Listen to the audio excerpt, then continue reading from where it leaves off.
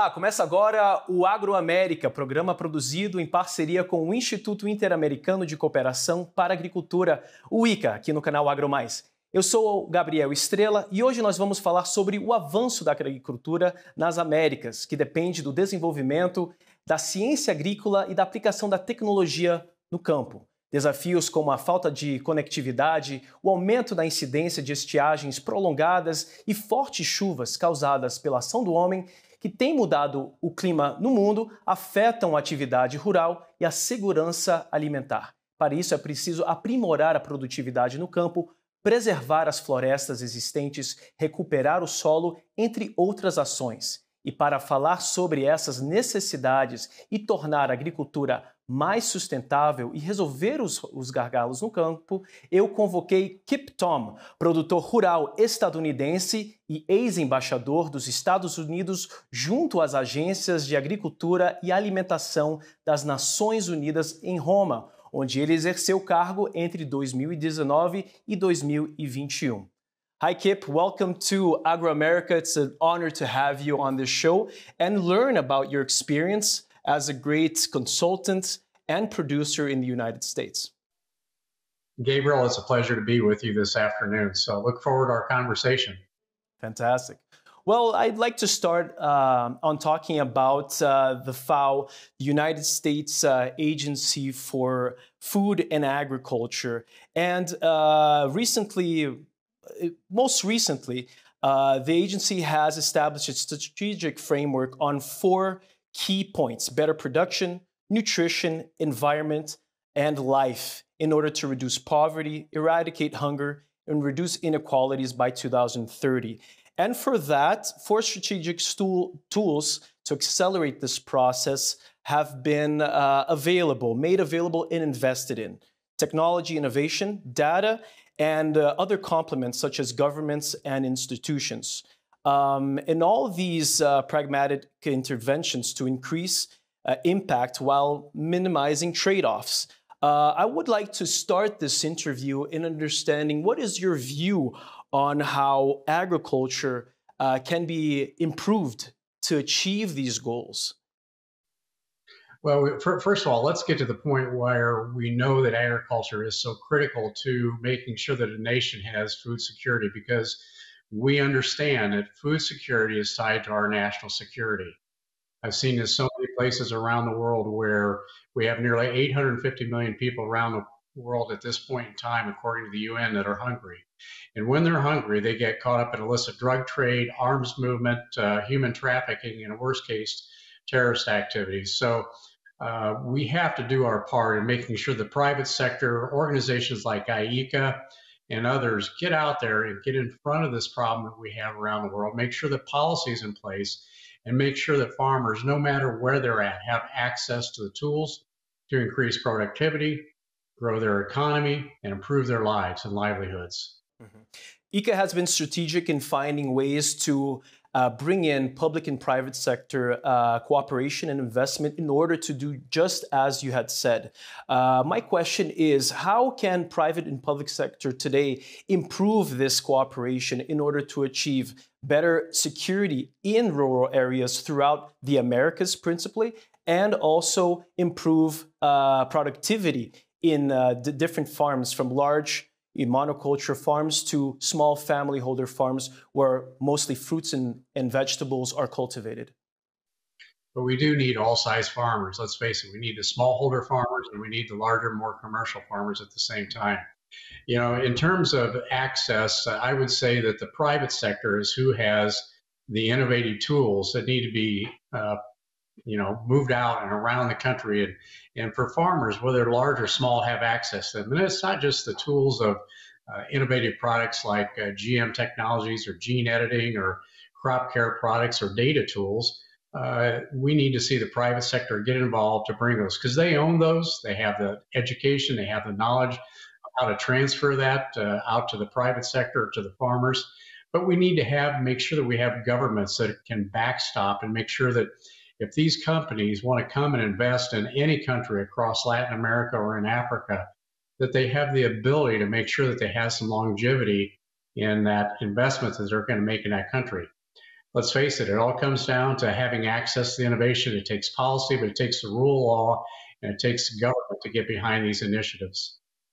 What are the challenges of making technology also better suitable for the agricultural activity, both for large and small farmers and medium-sized farmers, is giving them access? Obviously, governments need to invest in this, but also smallhold farmers, especially in poorer countries, need to have access in order to improve their productivity for food security. How do you see this being more possible nowadays, given the fact that technology is advancing and more so being less accessible for the most part? Well, I look at Brazil, I look at the trends that have occurred in Brazil over the past 20, 30 years, and just how this nation itself has become a world leader in soybean production and where they started at and where they're at today. And that's because they embraced innovation. The farmers invested in, educating their workforce. They educated themselves in financial acumen. They made sure that they understand marketing. They knew how to work with governments. They knew that they needed to develop infrastructure and work with public-private partnerships to make sure that that occurred. When you get into the countries across the Latin America and in Africa and Central America, you see these smallholders struggle to have that kind of ability to access those tools. And even though they may be provided to them in some means, we still need to spend time educating them and helping them understand the benefits. But I can tell you there's many places, especially across Africa, that we've had a lot of influence from the European Union, mainly NGOs, that have not allowed us to get the innovations in place for farmers to learn to feed themselves and to grow their economy and improve their communities. So the answer is going to be a little different everywhere you go, but it's certain to me that Central America and across Latin America, you have figured this out and you're doing pretty good with it today. Mm-hmm. Could you give us some examples of where that has taken place, where technology has been well embedded in these agricultural communities or in larger farmers, whether it be in the United States, in Central America, or South America? Yeah, certainly. Because I always go back to this story. I lost my father about 2 years ago, and just shortly before he passed away, about 3, 4 days, he said, "Let's go down to the farm." And we went down to the farm. We sat on a rock. We looked out across the field where he started farming as a young boy, and where I farmed with him as I was starting to grow up as well. And he started talking about the yields that he got from that farm when he was young and where we're at today. And we've seen nearly an 8-fold increase on that farm in just production of maize or corn. And that all came from the access to innovations, whether it was hybrid technologies, agronomic knowledge, our ability to apply science in the way we apply fertilizer, and the digital technologies. And today, I think some of the emerging trends are going to be around AI and the way we can use AI to better operate our farms and increase that productivity too. So I'm excited about the future. And I think the new frontier continues to be a lot of the developing countries around the world. But I think this is extremely important for the country of Brazil and Uruguay and Argentina. Plenty of potential there as well too. So it's exciting for agriculture. Mm-hmm. Innovation is crucial to developing exactly this kind of growing yield in farms today throughout the continent. I'd like to understand how innovation today can be boosted and how it can be distributed for all types of farmers. You've given great examples of how that has been done. But given the fact that most farms in Latin America are small or medium-sized farms, most of these farmers, they can't get access to a lot of this technology. Is there any sort of initiative that can be implemented in the medium long-term base that can allow for these farmers to get access to up-to-date technology in order for us to boost principally the food security in the region?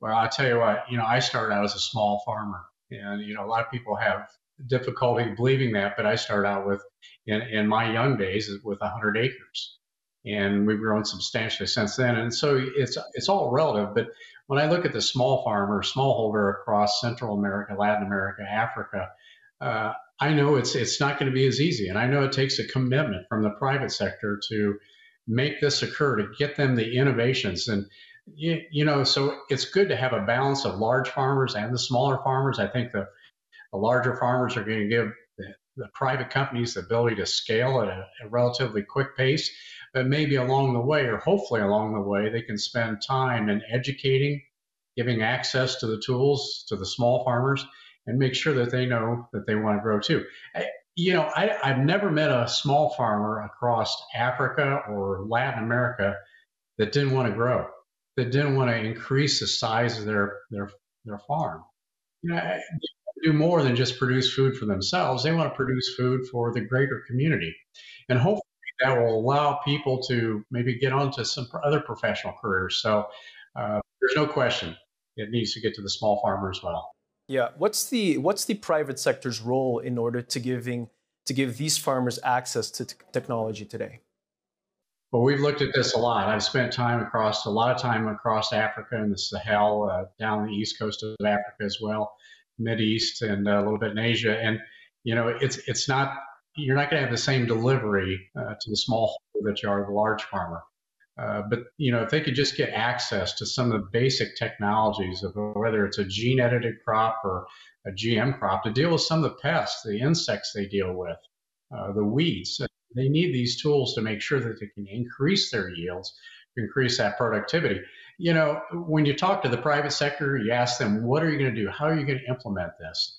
Well, there's been many times where they've just taken and showered, kind of Africa as an example, giving them the tools, but until they have the ability to invest a little bit, have some stake in the ownership, we find out that they take better control of the products that they're provided with and increase at a faster rate. So there needs to be some shared ownership between the farmer and the private sector.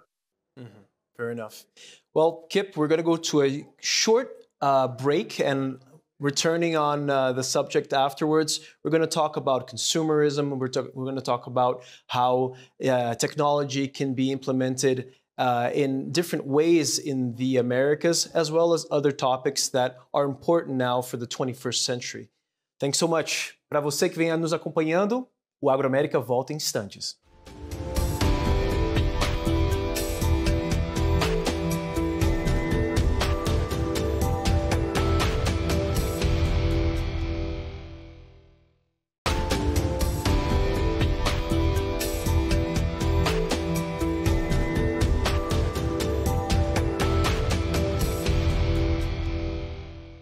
Olá, o Agro América está de volta. Hoje nós estamos conversando com Kip Tom, agricultor, produtor rural estadunidense e ex-embaixador dos Estados Unidos às agências das Nações Unidas em Roma, que lidam com agricultura e alimentação.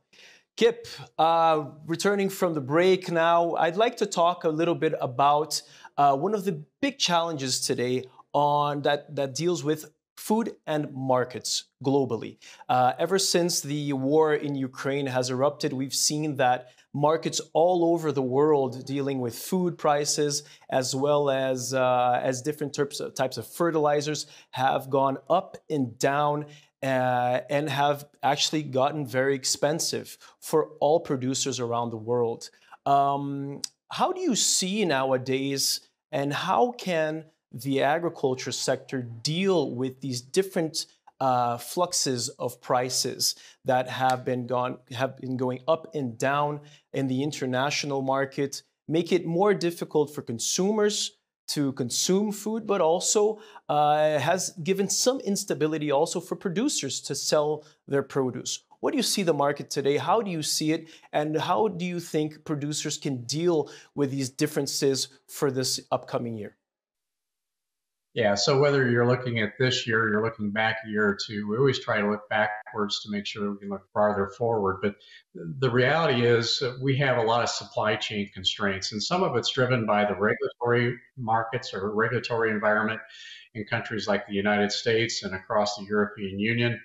At the same time, we know that we have some of our adversaries that we've been buying products from in the past, and we're unsure whether those markets will be reliable in supplying to us. So I'm very much of an advocate of bringing those supply chains back to nations that are friendly with Brazil, across Latin America and the United States, Canada, of course, and Europe, to make sure we have access to these products. Because it's like I said, food security is national security. If we don't have access to fertilizer, and let's say it gets shut off from us from Well, we just saw China yesterday, in fact, restricted exports on urea and continue to restrict exports on phosphorus. That could put any nation into a really bad position of even feeding their own population, let alone if they get into the export market. So I'm very much an advocate, whether it's crop care products, fertilizer, any of the basic building blocks of food products or agriculture. We need to make sure that we have reliable suppliers that are consistent in delivering those goods. In terms of the inflation, we saw a lot of fertilizer prices double during the early days of the Ukrainian war. The supply chain constraints, we saw obviously some shipping channels get disrupted in the East. And so it's very problematic for farmers. And again, this is where we need to make sure we're dealing with partners that are reliable, trustworthy, and can provide a constant supply of those sources to help us produce our crops. Otherwise, security is a risk. Mm-hmm. To some sense, a lot of countries are trying to diversify their partners, their commercial partners, in order to avoid this type of, let's say, limitation, right? So with this perspective, one of the concerns of many of these countries is how to deal with food systems that are becoming let's say, more expensive, given exportation costs, given gasoline prices soaring. How do you look at food systems today in the Americas and the challenges that we have in order to improve our commerce, in order to improve access to food? Yeah, so we know that even in the United States today, our food over the past 3 years here has increased in cost of about 130%. So we know that, 30% over what it was 3 years ago. So with that being said, a lot of this is driven by energy cost. And if you don't have access to reliable, affordable energy, whether it's natural gas or any other form of energy, the carbon-based, we're not going to be able to produce food in the efficient manner that we need to. The other element that we have here is the regulatory environment. As we continue to increase the regulatory regime, and we need to have regulations, don't get me wrong, but when we make them so strict that we push these different product supply chains offshore to other places around the world, all of a sudden we have additional freight costs to get them back to us, and again, maybe not a reliable supplier. So we've got to do what we can to make sure we have that reliable supply. And I think it's working with our friends and allies around the world, trusted partners that we can work with to make sure that we have that supply chain where we need it. Mm-hmm. Mm-hmm. Well, once before, during this interview, you said that food security is national security. And one of the concerns also in the United States, given recently some of the motions within Congress, was exactly to limit the access of some of the land in the United States to foreign buyers. And my question with that background is, how important is cybersecurity now today for the producer who is looking into investing in technology, to incorporating AI into his or her farm, and making sure that their agricultural activity is safe and in control? Absolutely. You bring up a good point, because today we use data to, let's face it, our tractors are, they steer themselves. But when you get into our tractor today, a lot of people don't see this, but there may be 3 or 4 computers in there that are linked up to the cloud that's moving vast amounts of data of our trade secrets, our intellectual property, into our servers and into our systems so we can continue to increase productivity. These are systems we've worked on for decades to build up. And so it's important for us to make sure we safeguard these supply chains, not supply chains, this data. We know that there's been risk associated with this with a number of our adversaries around the world.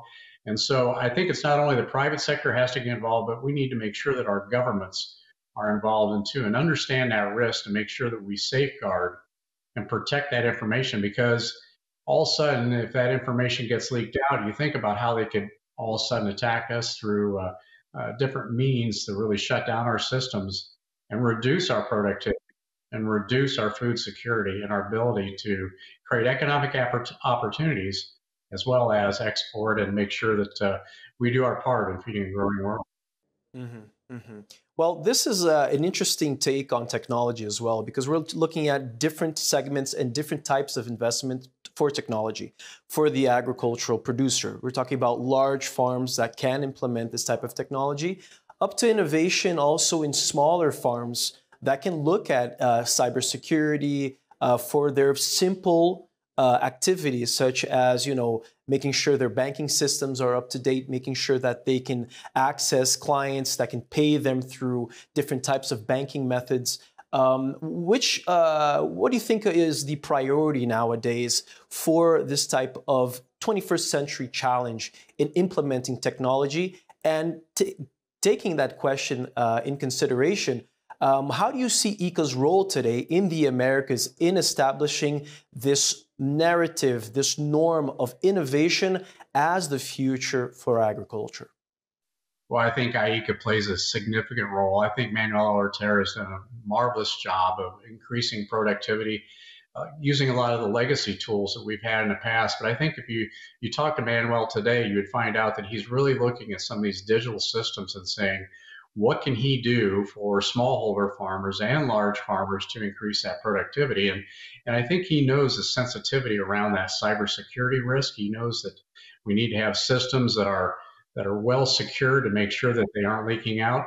And believe me, there's tools for smallholder farmers. We see a lot of innovation coming out of places like Africa, across the continent, where they're helping producers with their banking systems, giving them agronomic knowledge, and letting them access a broader range of markets across their communities, their country, and across the continent. So ICA, I know, is doing this in Latin America, across the Americas, and I think they need to continue doing it. Manuel's done a great job with that. Fantastic. Kip, we're getting towards the end of the program, and I'd like to talk about climate change. Climate change has affected producers around the Americas in different ways. We see a lot of droughts in the south of Brazil, in Argentina. Recently, we saw the exact opposite. Floods, intense floods in the south of Brazil. We've seen the same type of switch in droughts and rains in Peru. We've seen that also in the United States, as well as the wildfires in Canada that has affected also even the air quality going down to the United States. Different producers have different challenges, and also they have different types of ways of addressing those challenges depending on where they are, how their farm is, and the characteristics of their environment, whether they're in a tropical, subtropical, temperate farm or location. How do you see these challenges, and how do you think producers today are dealing with climate change? Do you think that we are up to date in these challenges, or do you think that producers need to look at climate change always with a refreshing look because it's an ever-changing kind of phenomenon? Well, I think our weather has always been changing. Our climate or weather has always been changing. And I think, farmers over thousands of years have adapted to that changing environment that we all produce in. Today, though, we've had such a velocity of new innovations come to the market. We can really adapt to us in a fast way. As I said, my father's seen an 8-fold increase in corn yield since he was a child. And we're developing hybrids and genetics that probably pull more CO2 out of the atmosphere. And I look at our tillage methods. Farmers have done a lot to reduce tillage, releasing less carbon in the atmosphere. At the same time, we use a lot of data science to apply our pesticides, apply our fertilizers. So we're applying less and we're getting more. So I think farmers are doing a lot with their day, and it takes a different context everywhere you go around the world.